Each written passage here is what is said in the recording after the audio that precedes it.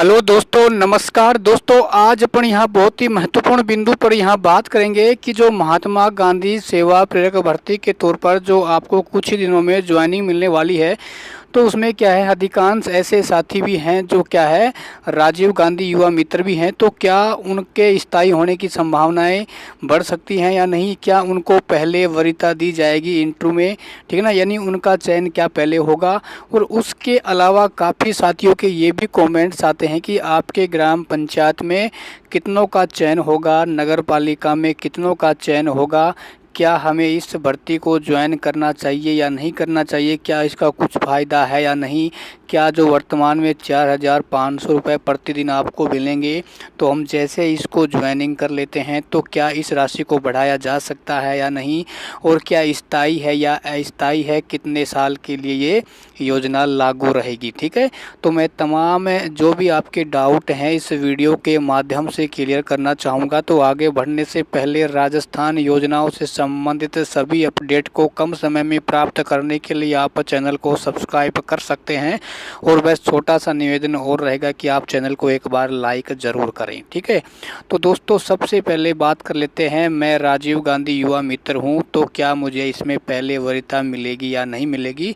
उससे पहले एक बात और क्लियर कर देता हूं कि आपकी चाहे ग्राम पंचायत हो, चाहे कोई सा भी आपका वार्ड हो या फिर नगर पालिका में हो, तो क्या इसमें कितनों का चयन होगा? देखो दोस्तों, ये क्या है, पूरे राजस्थान में प्रत्येक जिला वाइज है ना, प्रत्येक तहसील और प्रत्येक क्या है, इसमें नगर पालिका में कुछ ग्राम जो भी आपके ग्राम वगैरह आते हैं, तो महात्मा गांधी सेवक प्रेरकों की जो नियुक्ति की जानी है, तो उसकी प्रत्येक तहसील में पोस्ट है। ठीक है ना, वो आपकी नोटिफिकेशन में दिया हुआ है, विज्ञप्ति में दी हुई है। यदि आपने अभी तक भी नहीं देखा है तो उसका लिंक मैं डिस्क्रिप्शन में डाल दूंगा। ठीक है ना, तो क्या है, कहीं पर 50 है, कहीं पर 200 है, कहीं पर 300 है, कहीं पर 100 भी है। ठीक है, तो इसमें कोई ऐसी डरने वाली बात है नहीं, तो आपका चयन है बहुत ही आसानी से हो जाएगा, बस आपका इंटरव्यू के आधार पर। ठीक है ना, उसके अलावा इसमें एक सवाल और आता है कि मैं राजीव गांधी युवा मित्र हूँ। देखो, यदि आपके पास कोई विशेष सर्टिफिकेट हैं, एनसीसी वगैरह हो जाएंगे, या फिर आप कहीं ऐसे राज्य के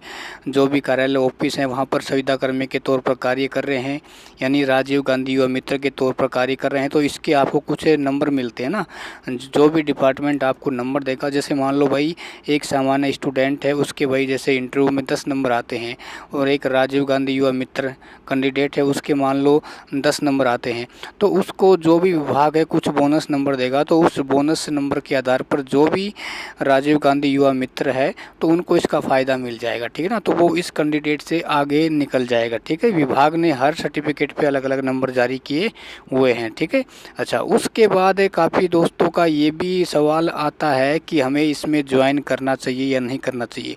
देखो दोस्तों, ऐसा है, अभी राजस्थान में कोई वैकेंसी आपको दिख नहीं रही है, ठीक है, चाहे शिक्षा विभाग की हो, तो मेरा ये मानना है, आप घर पर बैठे हैं, बिल्कुल बेरोजगार हैं, तो आपका चयन होता है, इसको आसानी से ज्वाइन करें। ठीक है ना, तो इसमें कोई माथापच्ची वाली काम भी है नहीं, क्योंकि 4,4500 रुपये आपको मिलेंगे, तो आप सोच सकते हैं काम भी आपको ऐसा छोटा मोटा ही काम आपसे करवाया जाएगा, महात्मा गांधी से संबंधित, यानी प्रचार प्रसार का कार्य आपको करवाया जाएगा। ठीक है ना, या तो हो सकता है कि डिजिटल के माध्यम से करवाया जा सकता है, या फिर आपको नगर पालिका या जो भी ग्राम वगैरह है उसमें आपको जाना होगा। ठीक है, तो इसमें कोई ज़्यादा माथापच्ची वाली बात है नहीं, तो आप इसको, मेरा ये मानना है, आप इसको ज्वाइन करें। ठीक है ना, तो आपको खुद भी इसमें बहुत ही आनंद आएगा। ठीक है, उसके बाद एक सवाल और आता है, क्या इसमें स्थायी है या अस्थायी? देखो दोस्तों, अभी राज्य सरकार ने 1 साल के लिए क्या है, महात्मा गांधी सेवा प्रेरकों की नियुक्ति की जाएगी, तो ये 1 साल के लिए रहेगा, और वैसे कोई भी सरकारें आई दोस्तों इसको बढ़ा देगी। ठीक है ना, मान लो कांग्रेस सरकार ने इसको लागू किया है,